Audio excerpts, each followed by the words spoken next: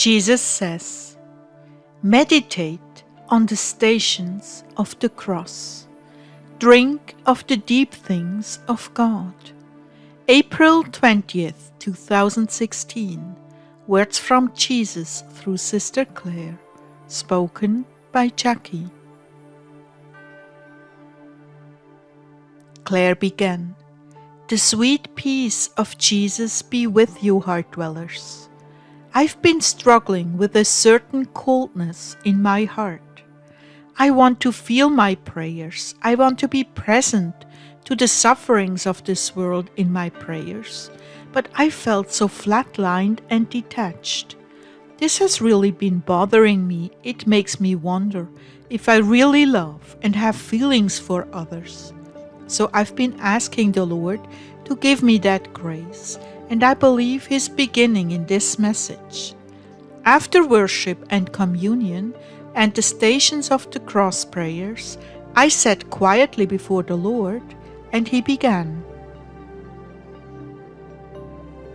"Do you know why I wanted you to pray the Stations of the Cross with me?" "No, Lord, I don't."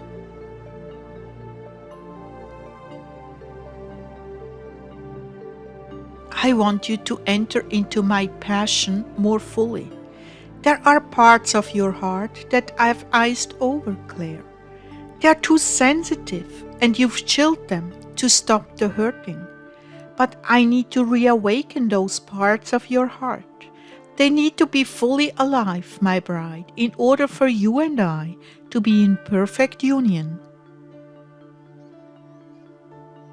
"Oh, Jesus, the very thought makes me sick at heart." "I know, that's why you've closed them off. But when you did that, you also closed off other parts of your heart. I need fully functioning and alive. So just be patient with me as I reawaken them. You will not regret it." Yes, I remember from years ago, it can be excruciatingly sweet to enter into your passion and meditate on what you went through.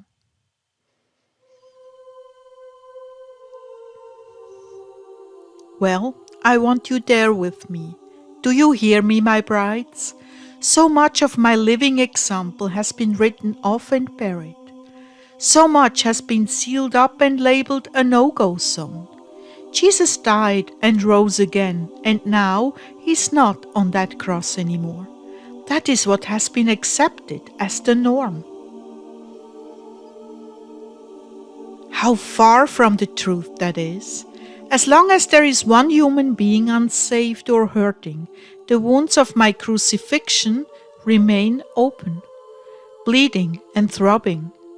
Men have closed off that part of my life because it is too painful for them to look at. But in so doing, they have discouraged access to the deepest mysteries of my incarnation.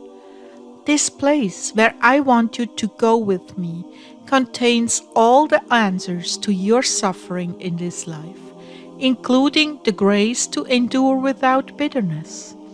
When you accompany me on the way of my cross, I accompany you along the way of your cross, and my example gives you the courage to press on.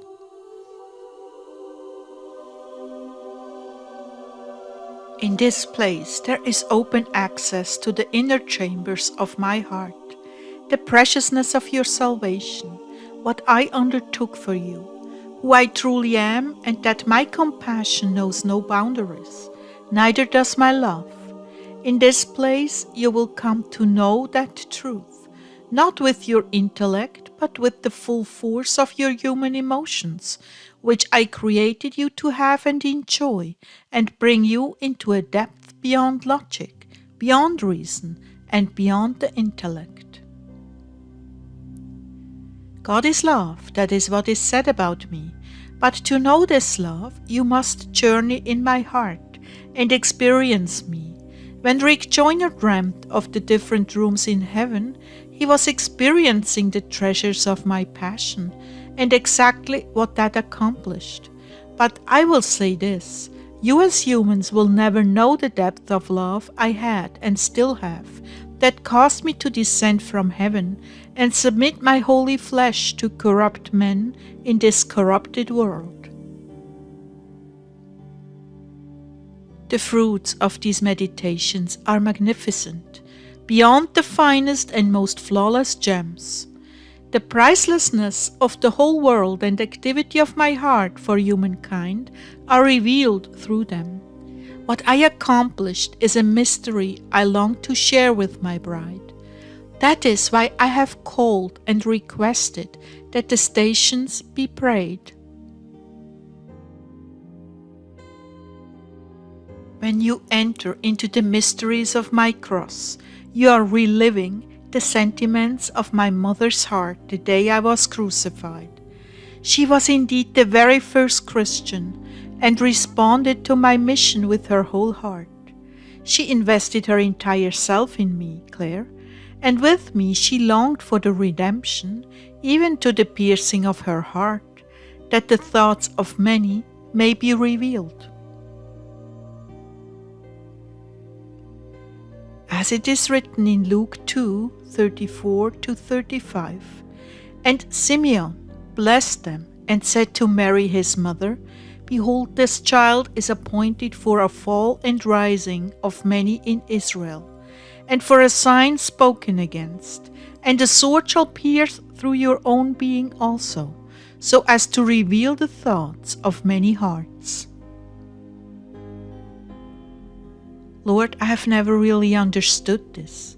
Please, can you explain it to me?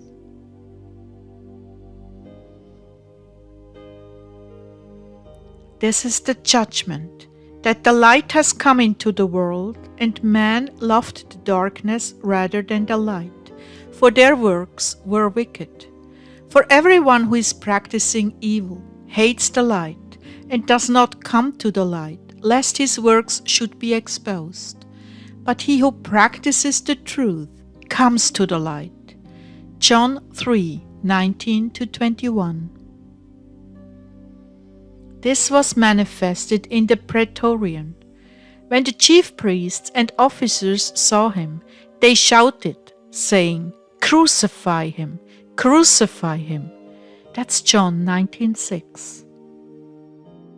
At that moment the contents of men's hearts were revealed for all to see, and my mother's heart was pierced by their rejection of me. She was in total accord with what had to be done to pay the price for you and mankind. In that moment, though she suffered terrible torments, she gave her consent as well, and people ask why she is so special to me. They know nothing of her interior life or what she suffered on this earth for their sakes. But suffice it to say, she was truly the first Christian and totally deserving of that title. Of those who knew me, there were no gray zones at Calvary. Either I was loved or hated, nothing in between.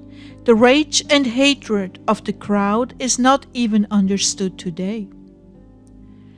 I was hated with a passion, and the demon-infested crowd would have torn me limb from limb had it not been for the Roman soldiers who had already executed the wrath of Satan when they lashed the flesh from my body. I should have died at that pillar, but my Father needed me to finish the very dregs of the cup, and so I lived. Oh Jesus, I can barely stand to hear this.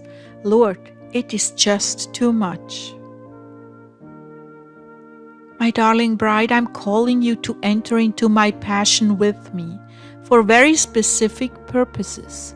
All of you, my brides, have cordoned off your heart from my torments.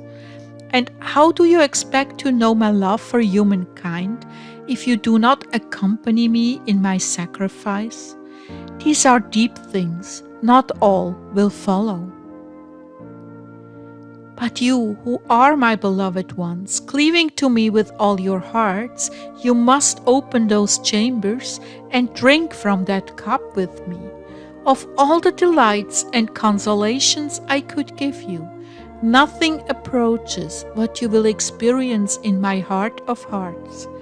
That said, for those who cannot accompany me, I love you all the same, and there is no condemnation for those who do not have the stomach to follow me.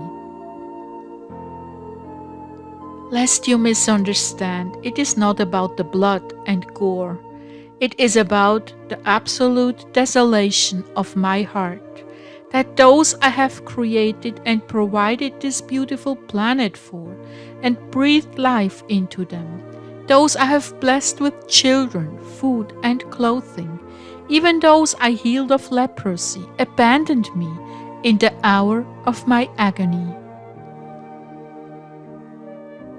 They sided with Satan's agents and spat upon the ground at the foot of my cross. Can you imagine that? Taunting, ridicule, contempt, all heaped upon me during my unbelievable torments as I suffered for them, and they knew it not. Yes, you're beginning to get the picture now. Forgive them, Father, for they know not what they do. I'm reaching out to your hearts, my brides. Some of you, in the length of your days, have grown isolated in the deepest places of your being. I'm calling them forth from the tomb of sorrows. In that place, healing and forgiveness can take place. But most of all, the richest treasure of my incarnation, the sum of which every finely faceted gem on earth could not approximate in worth, awaits you there, the pristine and pure gold of my love. Do not be afraid to enter in. My bride, I've prepared a place for you there as well. Come, lift the cup to your lips and share this espousal cup with me. You are my bride, and there is nothing deeper, nothing more precious than the contents of this cup. Come and drink with me.